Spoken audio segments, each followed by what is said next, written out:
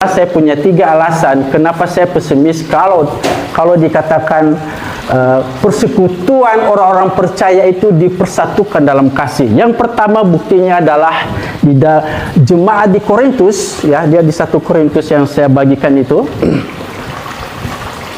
Jemaat mula-mula saja Bapak Ibu, itu Alkitab dengan jelas mengatakan bahwa terkelompok-kelompok. Ada kelompok Paulus lah, kelompok Yohanes lah, kelompok Yesus lah, kelompok Paulus lah, dan lain sebagainya. Itu jemaat mula-mula loh. Para rasul yang membina langsung. Buktinya terpecah-pecah. Yang kedua, jemaat di Filipi. Silakan baca, saya udah kasih kertasnya ya. Kalau yang nggak nyampe semua bagi-bagilah. Filipi pasal 4 ayat 1 dan 2. Namanya disebut loh Bapak Ibu, Awodia, agak susah namanya itu ya. Awodia dan Sintihe. Konflik, bertengkar. Apa itu disebut bersatu? Itu namanya disebut loh. Dan kemudian di kitab Filipi itu saya baca ada 5 kali kata kepentingan diri muncul. Belum lagi narasi-narasi yang menggambarkan kepentingan diri. Bayangkan dalam satu persekutuan ada kepentingan diri. Apa ya bisa bersatu? Kalau saya bilang ya ributlah. Dan Filipi yang lebih saya sedih gitu ya kalau saya baca kitab itu. Pimpinan-pimpinan gerejanya itu adalah memberikan kesaksian yang membuat dakwaan kepada Rasul Paulus makin berat.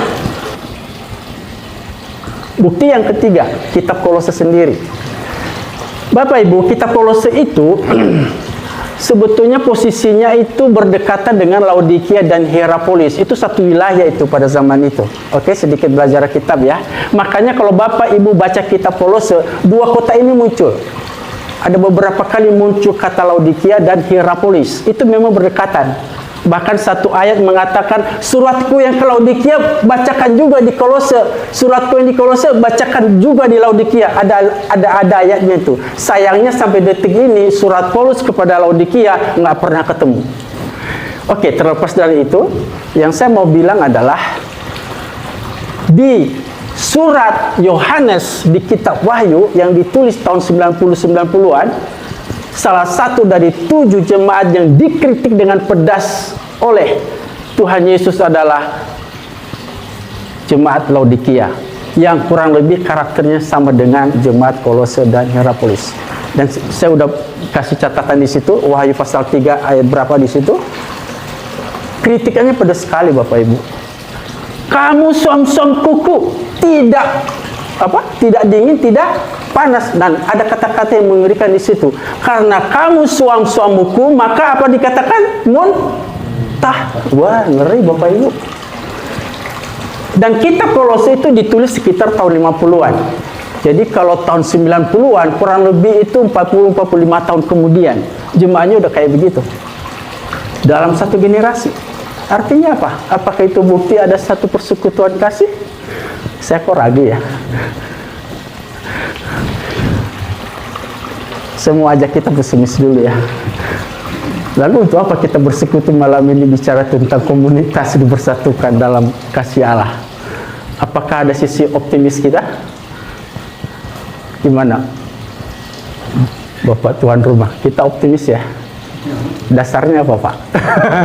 Dasarnya simpel. Dasarnya Anda dan saya malam ini bisa hadir di sini, persekutuan, bisa nyanyi-nyanyi, bisa bersekutu. Amin. Kita menjadi bukti bahwa kasih Allah itu sekalipun gereja banyak problema dan konflik dan segala macam, tapi kasih Allah tetap kita percaya menjadi pengikat. Buktinya sejak 2000 tahun yang lalu kita masih eksis sampai sekarang. Haleluya. Nah, oleh karena itu mari kita belajar. Mari kita belajar. Di dalam ayat yang ke-14 tadi dikatakan adalah yang mengikat itu apa Bapak Ibu? Ayat 14, kasih. Kasih di situ adalah kasih agape. Ya, bukan kasih storge. Bukan kasih family. Kalau kasih family itu gini Bapak Ibu, kalau ada acara tabrakan, perwil atau adat, nah, kalau kasih filia itu pasti milihnya adat. Sorry ya, saya bukan nyindir, karena saya juga begitu. Kasih agape itu kasih yang tidak bersyarat, kasih yang tidak tergantung objek.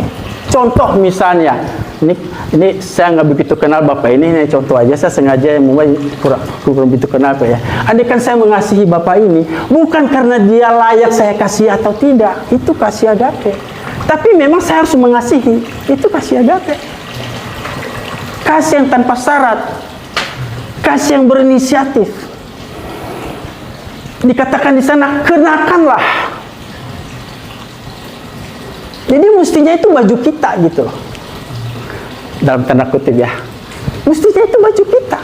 Itu hakikat kehidupan kita seharusnya sebagai anak Allah. Kemudian perhatikan, mundur ke belakang ayat 12 ayat 13. Puji Tuhan bahwa ayat ini dideskripsi 5 poin oleh Rasul Paulus di dalam suratnya. Kasih yang dimaksud adalah yang pertama dikatakan apa? Belas kasihan. Yang kedua, kemurahan. Yang ketiga, kerendahan hati. Keempat, kelemah lembutan. Kelima adalah kesabaran. Kenakanlah. Karena waktu terbatas, saya pikir bisa lihat di ChatGPT aja ya, masing-masing poin itu apa artinya ya. Tapi yang saya mau katakan malam ini adalah kenakanlah belas kasihan bla bla bla, sama artinya Paulus mengatakan kepada kita malam ini, kenakanlah Kristus di dalam hidupmu. Kenapa? Karena kelima sifat ini adalah sebetulnya sifat-sifat Allah, sifat-sifat Tuhan Yesus. Saya berikan 2 bukti dari 5 yang ada di situ. Di situ saya sudah tulis tadi Matius 11 ayat 29. Yesus ketika dia katakan pikulahku yang kutaruh dan belajar daripada aku, karena aku apa katanya? Lemah lembut dan Bapak Ibu, lemah lembut dan rendah hati di situ akar katanya bahasa asli Yunaninya persis sama dengan yang ditulis di dalam Kolose 3 ayat 12.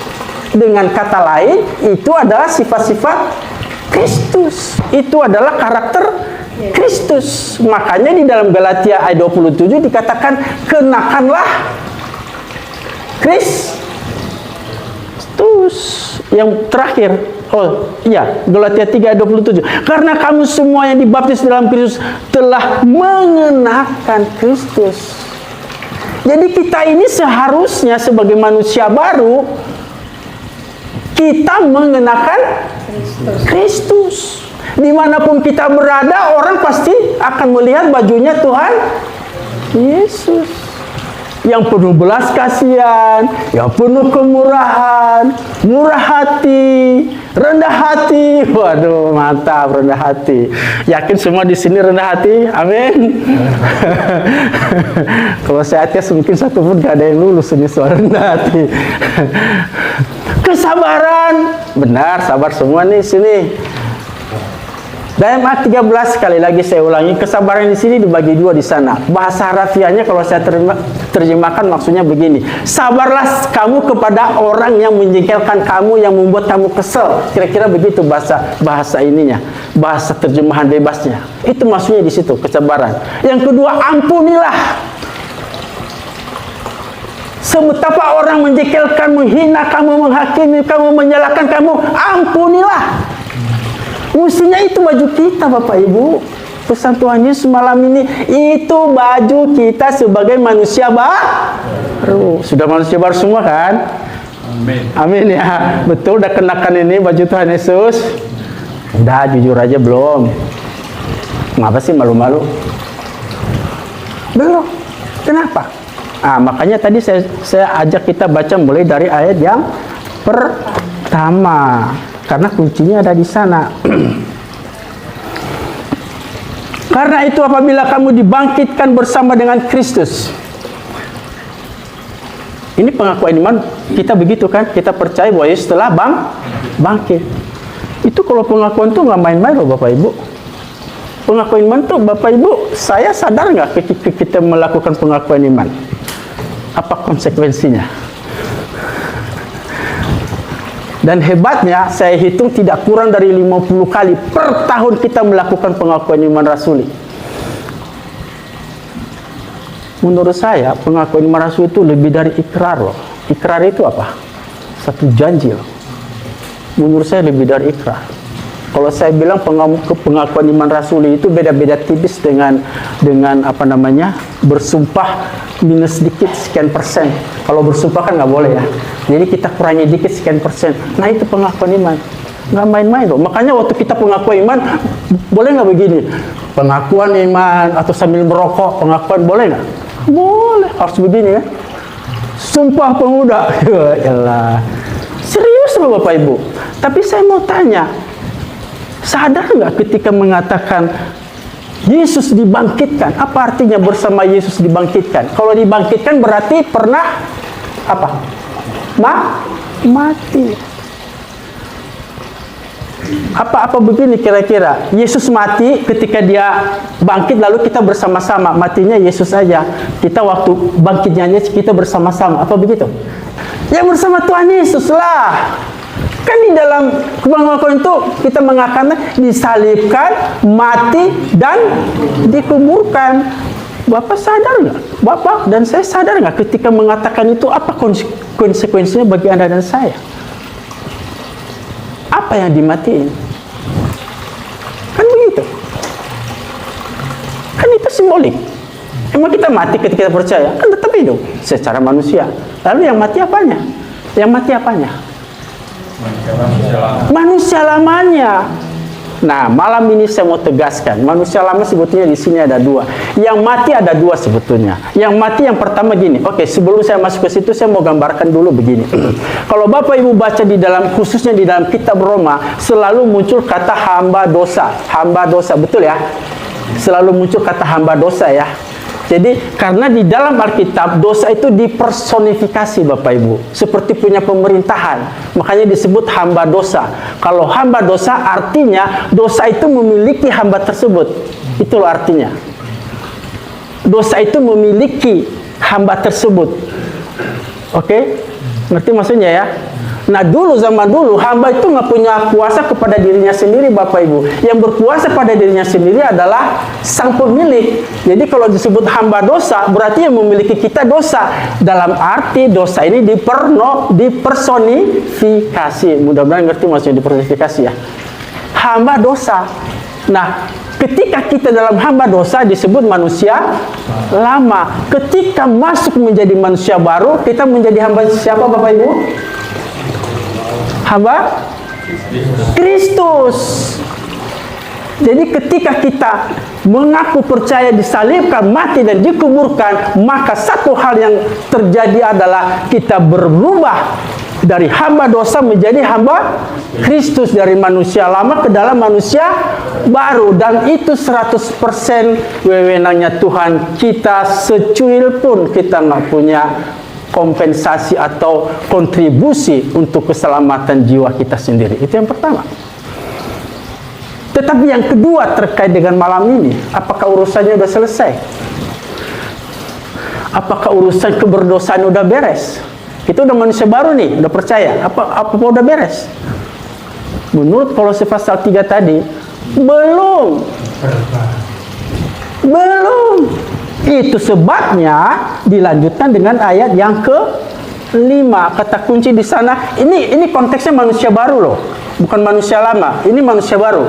Kepada Anda dan saya dikatakan, karena itu apa? Matikanlah. Nah, kan lucu. Apa yang dimatikan? Kemudian ayat yang ke-8, tetapi sekarang apa katanya? Buanglah. Artinya ada hal yang kedua. Kita tidak boleh berhenti dari menjadi manusia baru yang oleh ayat yang ke-12 dikatakan menjadi orang pilihan. Lalu, hore, puji Tuhan, pokoknya saya udah pasti masuk surga. Ini baru titik awal Bapak Ibu. Apa tanggung jawab kita? Ayatnya ke-5 dikatakan, matikanlah. Yang kedua, ayat ke-8, buanglah. Itu tanggung jawab Anda dan saya.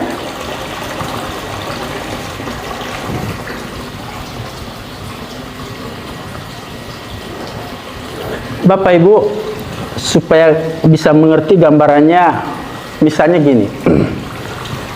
Waktu saya beli rumah di Villa Bogor Indah 2 itu, ketika saya beli berarti kan berpindah kepemilikan ya, menjadi milik saya. Nah, pertanyaannya apakah saya udah bisa langsung pakai rumah itu? Atau bocor, dinding rusak, depan berantakan? Ketika saya beli, itulah gambaran berpindah dari manusia lama ke manusia baru. Dengan begitu maka saya bisa memperbaiki. Nah, proses memperbaiki itulah tanggung jawab Anda dan saya. Kalau rumah disebut renovasi, kalau kita disebut diperbarui, ayat ke-10. Ayat yang ke-12 diberikan istilah lain, dikuduskan. Makanya tadi jangan berhenti dengan sebagai orang-orang pilihan Allah, nggak boleh. Ada belum titik di situ. Ada lanjutannya itu. Dikudus, diperbaharui. Bagaimana caranya? Ya itu Anda dan saya harus mengerjakan 2 poin ini tadi. Matikanlah dan buanglah. Ibarat yang kedua seperti kita ini seperti komputer ya, personal komputer. Oke.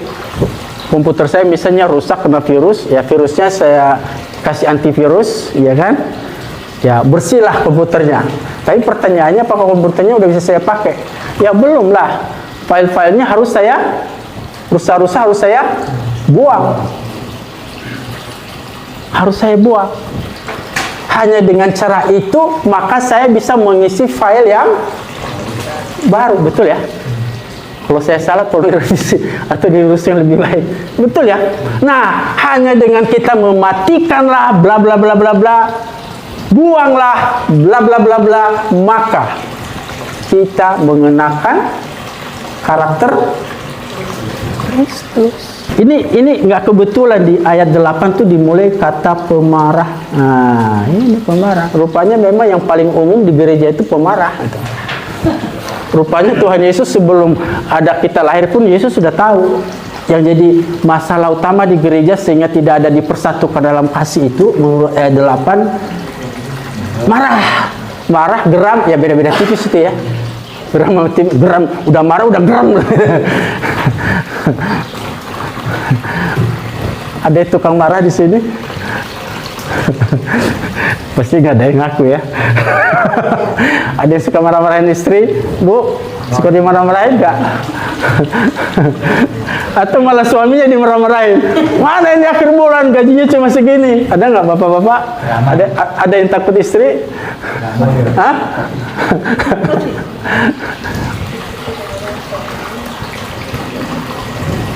Bisa? Wah pokoknya saya bisa deh dari amarah. Saya nggak marah-marah lagi, bisa? Bisa. Karena kita harus buang. Caranya gimana, Pak? Ya. Caranya gimana buang? Dengan menekan diri, Pak. Menekan diri? Menekan diri. Untuk menerima segala yang tidak berkenan dengan hati kita.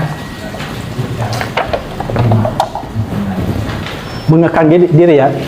Nggak jadi stres kalau mengekang diri. Jadi main di dalam.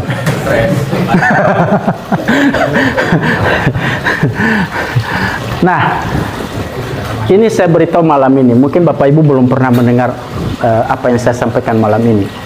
Karena ini memang kesalahpahaman banyak para pendeta dan teolog. Begini ceritanya Bapak Ibu. Di dalam bahasa Indonesia, ini agak serius sedikit ya. Di dalam bahasa Indonesia, memang masalahnya kita hanya mengenal 2 tense. Yaitu kalimat aktif dan kalimat pasif. Hanya 2 kita kenal dalam bahasa Indonesia. Nah seringkali kata matikanlah dan buanglah, kenakanlah, itu seringkali ditafsirkan sebagai kalimat aktif. Dan kalau kalimat aktif artinya adalah perjuangan kita untuk berjuang untuk mematikan. Perjuangan kita untuk berjuang untuk membuang. Dan saya mau bilang kalau itu yang terjadi sampai kiamat pun nggak akan bisa Anda lakukan. Dan Anda dan saya lakukan. Di dalam bahasa Yunani ada 3 tense. Aktif, pasif, satu lagi. Nah ini tidak ada dalam bahasa Indonesia. Namanya aorist. Dan ini 3-tiganya menggunakan tense aorist. Aorist itu artinya adalah sikap tegas terhadap diri sendiri untuk mengatakan tidak terhadap korupsi. Jadi malah korupsi. Untuk menyatakan tidak geram, marah. Mulai saat ini saya berjanji, berikrar sama Tuhan mengatakan tidak dalam kuasa Roh Kudus. Amin. Nah, itu harus ada titik di mana kita beranjak mengatakan tidak. Setelah saya tahu rahasia ini, ternyata kuncinya adalah kita harus berjanji di hadapan Allah. Dengan kuasa Roh Kudus kita minta dalam kuasa darah Yesus. Tuhan, saya berjanji. Bukan lagi Tuhan tolong saya, Tuhan pasti tolong. Bukan. Tuhan pasti tolong. Saya berjanji Tuhan. Baru muncul kata tolong. Tolong saya. Makanya di dalam ayat yang ini waktunya masih ada? Ya, Pak. Masih banyak? Oke, lanjut. Makanya di dalam pasal yang ke-10, perhatikan baik-baik. Dan telah mengenakan manusia baru yang memperbarui siapa? Kata pasif, kalimat pasif ini diperbarui. Emang Anda dan saya bisa membarui diri sendiri? Ayat 10 mengatakan diperbarui oleh siapa sekali lagi? Roh Kudus.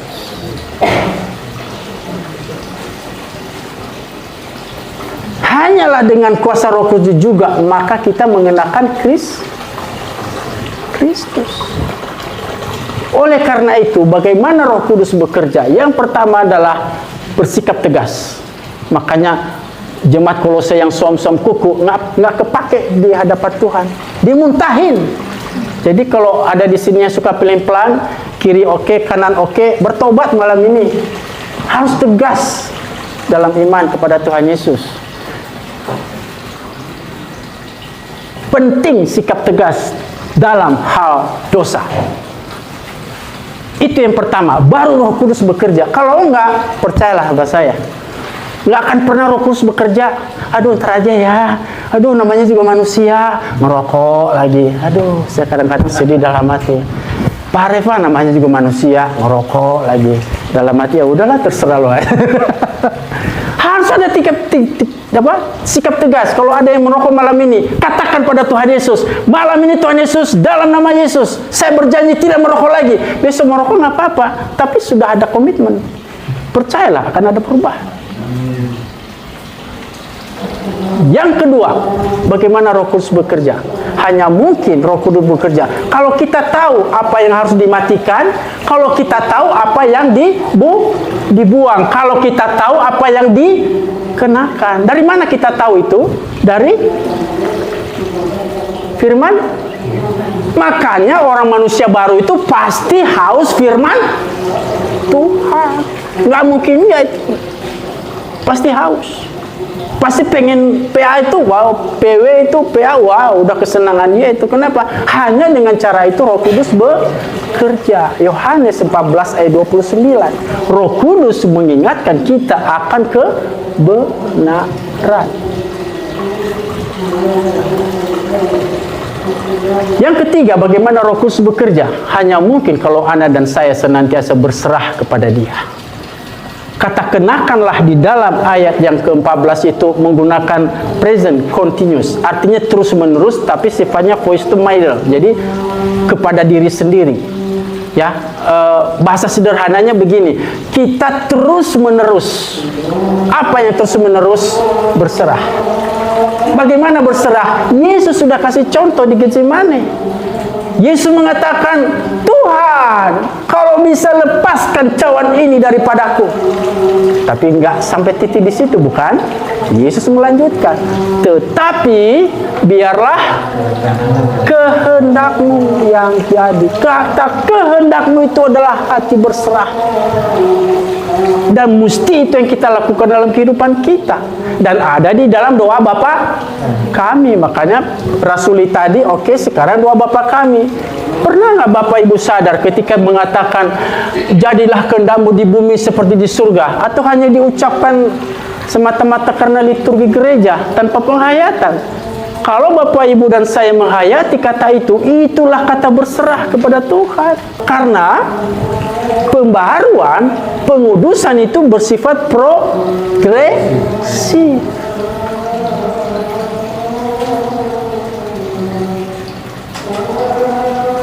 Oleh karena itu,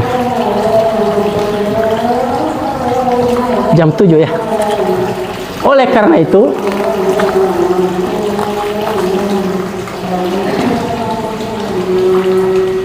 saya bilangnya begini sebagai kesimpulan. Jika kita melakukan ketiga tadi yang saya sudah jelaskan, matikanlah, buanglah, kenakanlah, maka saya percaya Anda dan kita semua di tempat ini akan membangun persekutuan orang-orang percaya dalam komunitas yang dipersatukan oleh kasih Allah. Tuhan Yesus memberkati.